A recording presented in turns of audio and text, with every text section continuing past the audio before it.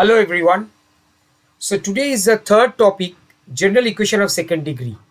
So we have talked about translation rotation, that is the transformation of coordinate system.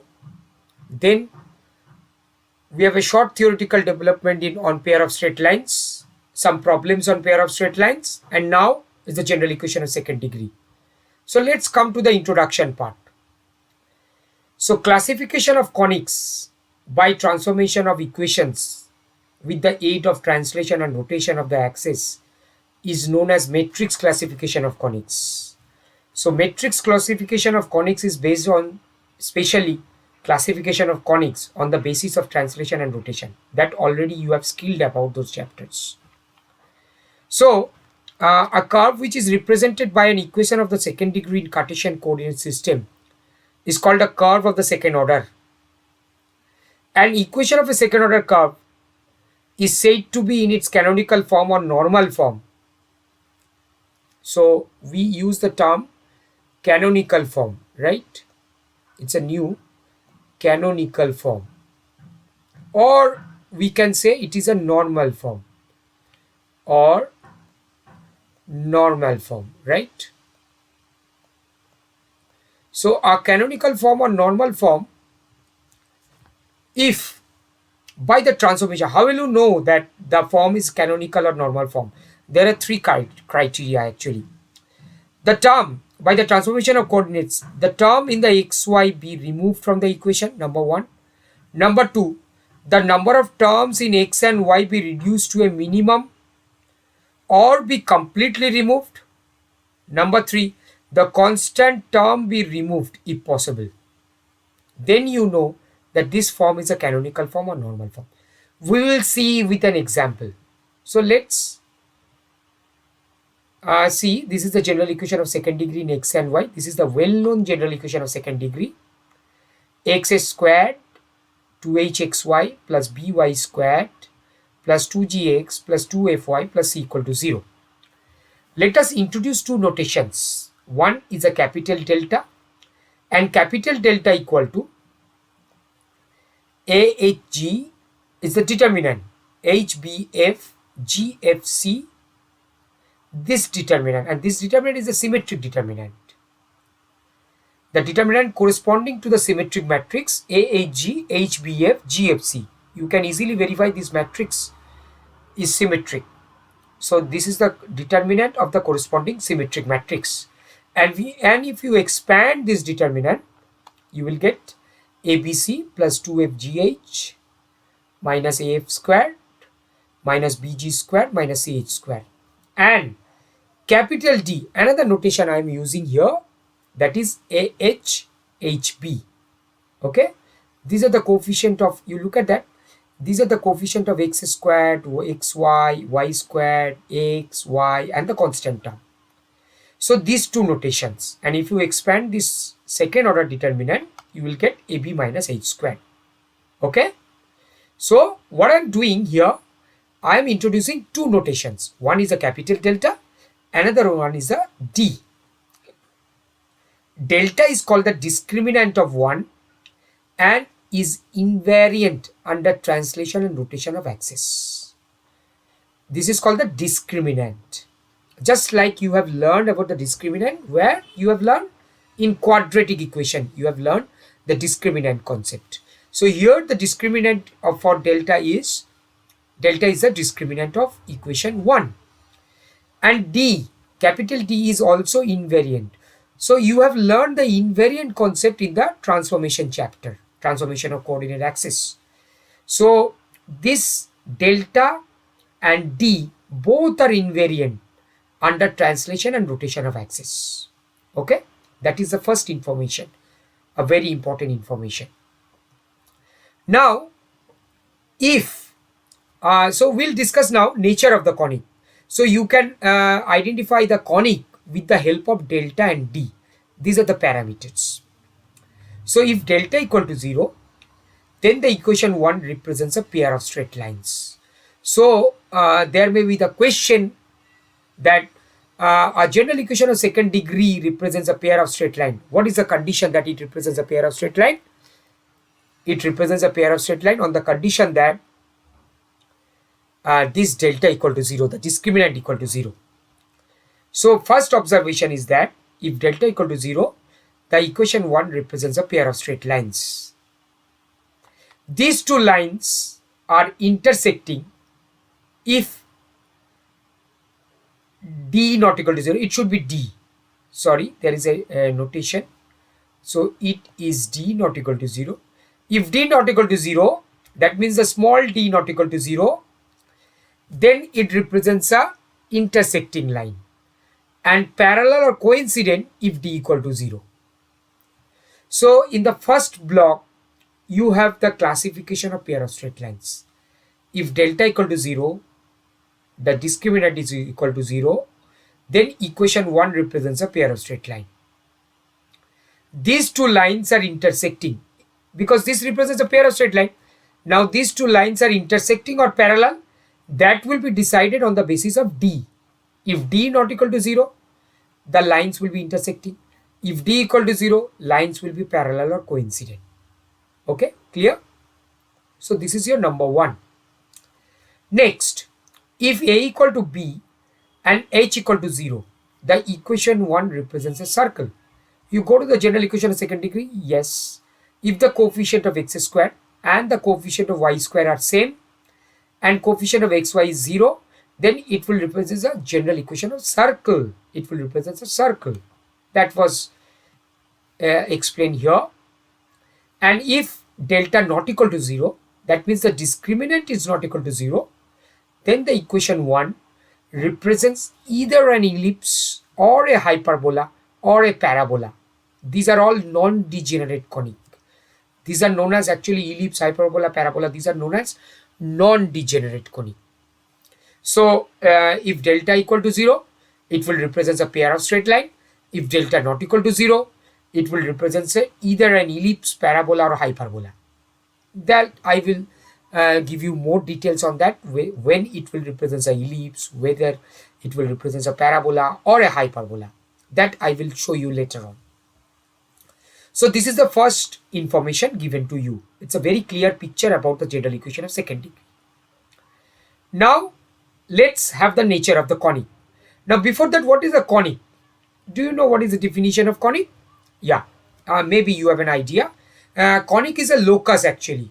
Locus of a point whose distance from a fixed point and whose perpendicular distance from a fixed straight line always bears a constant ratio. Always bears a constant ratio. Then the locus of the path is a conic.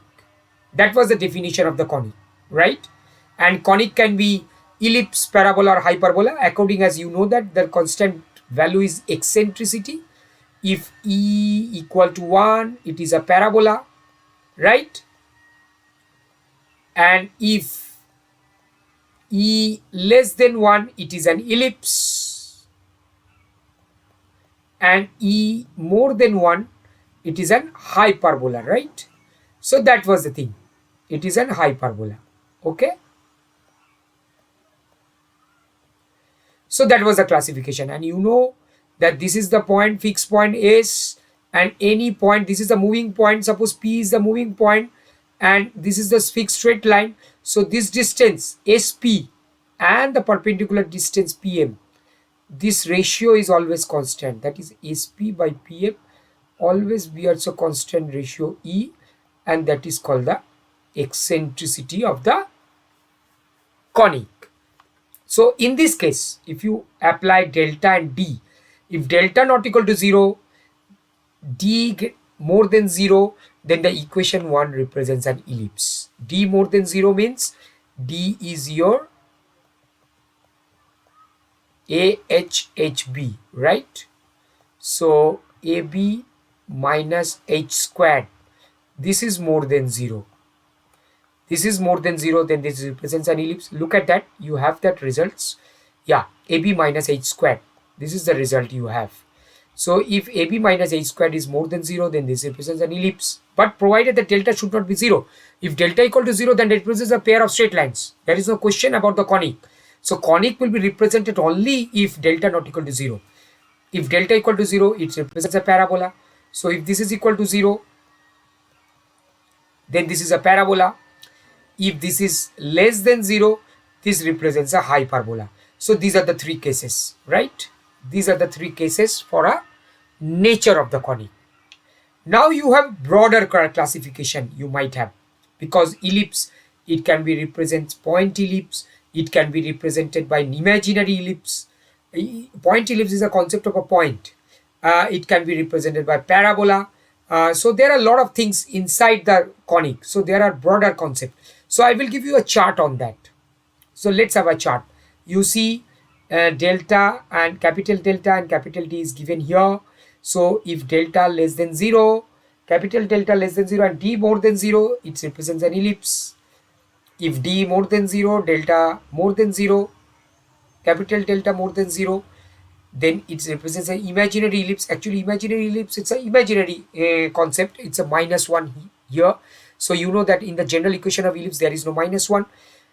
And if D less than 0, delta less than 0, then this represents a hyperbola. If D less than 0, delta more than 0, it represents a hyperbola. If D equal to 0, delta not equal to 0, it represents a parabola. Two types of parabola. If delta more than 0 and delta equal to 0, you know that delta equal to 0 represents a pair of straight line. So if D more than 0, point ellipse or pair of imaginary straight lines. So this is the form. This is the canonical form. You look at that, these are the canonical form. This column is for canonical forms, right?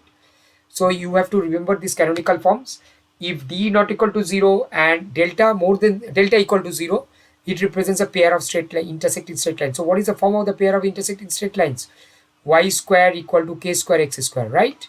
If D equal to 0, delta equal to 0, it represents a pair of parallel straight lines, and D equal to both are 0, then it represents a pair of coincident straight lines. So these are the important chart. I hope this chart will be helpful for you to remember all the concepts. All the things are under one roof. Okay, so you have the chart with you, so you can get this chart from my video and from my lecture. Also, it is to be noted that the left hand side of the second degree equation can be written as, this is your left hand side of the second degree equation. So it can be written as ax plus hy plus g into x plus hx plus by plus f into y plus gx plus fy plus c. So you look at that, your determinant is ahg. That is why the determinant is written like ahg, hbf and gfc, right? This is the determinant. It is written here. This is the symmetric matrix. You can form a symmetric matrix. So the corresponding determinant is this. This is the determinant. So you can write from this general equation of second degree. This is equivalently written as like this. So the point x1, y1 is a center of the curve represented by this if and only if the coordinate xy satisfy the equation this and this. This is the theorem. Necessary and sufficient condition that x1, y1 is a center of the curve if it satisfies this equation, this first equation and the second equation. So if you solve these two equations, you will get the center of the conic for a central conic. So what is your central conic? Yes, ellipse is the central conic because ellipse has a center, right? Ellipse is a central conic. So you can get the center from by solving these two equations. Okay, so this is the theorem without proof. I'm not proving the theorem here. Next, let us have an example how to find the canonical form of a second degree equation. Let us consider the curve 25x square minus 14xy plus 25y square plus 64x minus 64y minus 224 equal to 0. So comparing the equation, this is your first step. First you have to identify the conic. Identify. So you compare with the general equation of second degree. This is equation 2. So you compare with 1 dashed. Let me write this is 1 prime. Okay. So you compare with this 1 prime.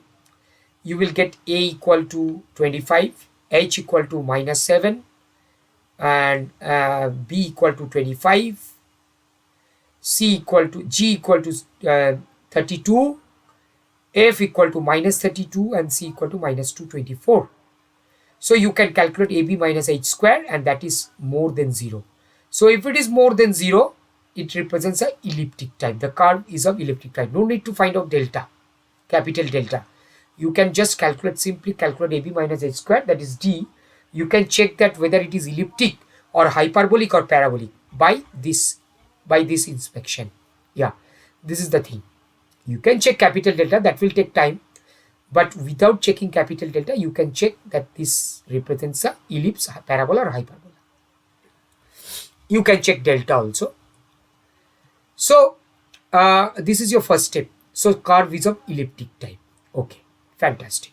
Now next, so elliptic type is a central conic. So you have to find out the center. How will you find out the center?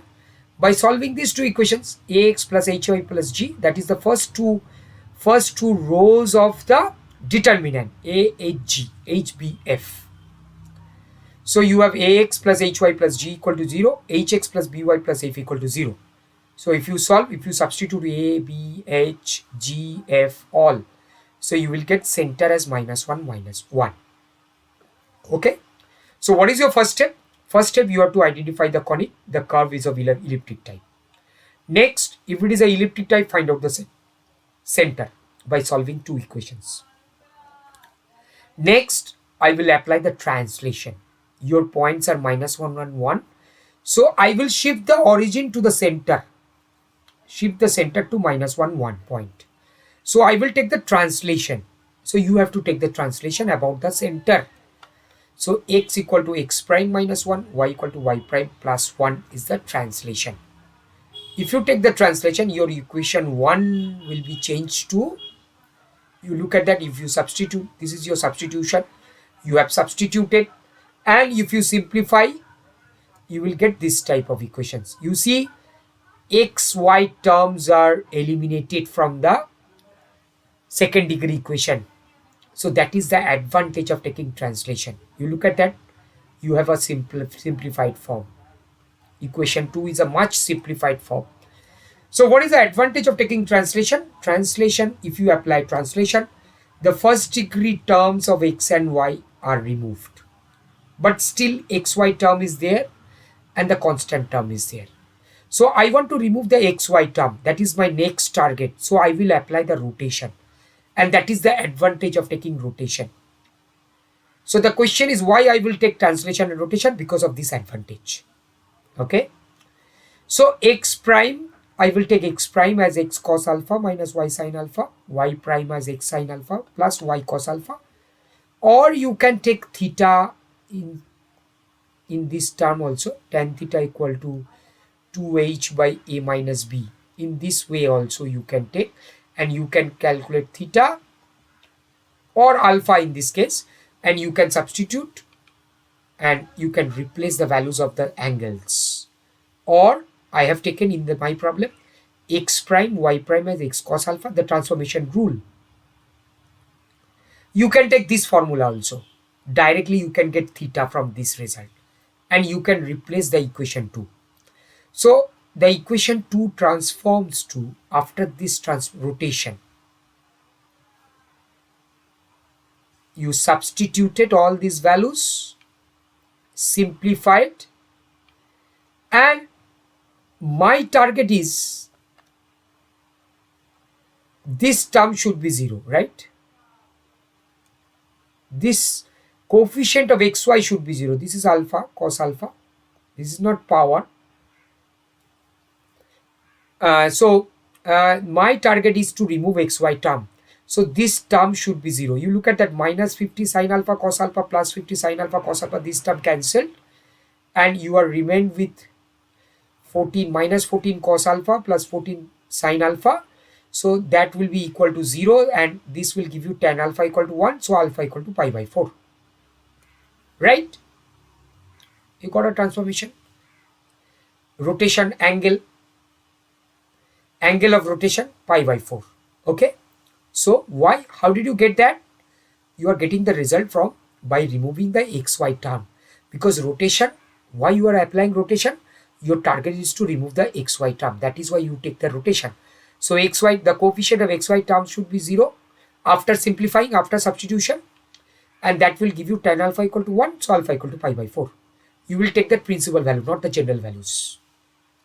Now, if you apply alpha equal to pi by 4 in throughout the equation 3, this will be 0 cos alpha, cos pi by 4 is 1 by root 2, and all that simplified square manipulations. If after that algebraic manipulation, you will get this type of equation.